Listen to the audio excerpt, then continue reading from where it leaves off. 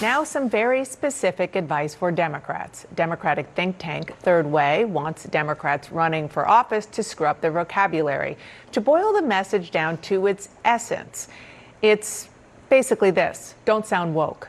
The memo is titled, "Was It Something I Said?" and cautions Democrats to avoid 45 words and phrases at all if they can, or if they don't, they're going to risk making the Democratic brand even more toxic to voters. This is what this memo says. Here are just a few of the 45 that they say should be banned: triggering, safe space, holding space, food insecurity, unhoused, pregnant people, chest feeding.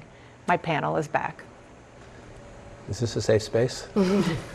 Banned.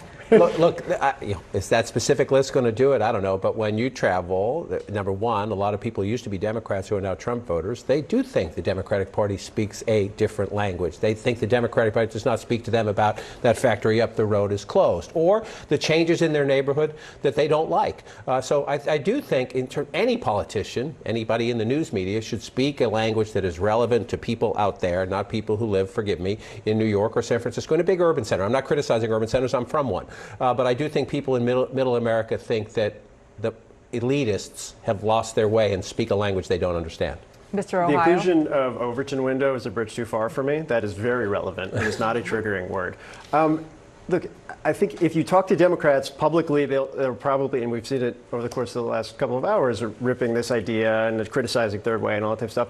Privately, they would tell you, we have, especially if elected officials, like younger people on our staff that have put this language into press releases, have kind of made this a thing. If you remember the 2020 primary, Democratic primary, there were like things that people would say that probably wouldn't resonate with any of us, and then all of a sudden they'd get attacked for saying something that you weren't supposed to say anymore. It's tough to keep track on some level. I think it's real. I don't know whether this list is the answer. I can pretty much guarantee it's not, but it's a real thing.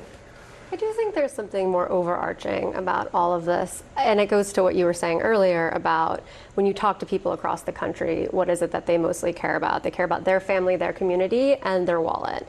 And if you are not focusing on those issues, and instead you're focusing on what could largely be considered micro issues, there tends to be a general consensus throughout the country. Actually, you don't care about me. You care only about this small sect of people. And the messaging when it comes to the economy, for example, is one that really both sides can get on. And when you start using these terms that, again, affect a very small group of people and get away from the things that everyone cares about, they start to think you only care about that small group of people. And I think that might be where the messaging is lost, is taking less focus on this and more on what do people actually need at home. So interesting. Thank you all.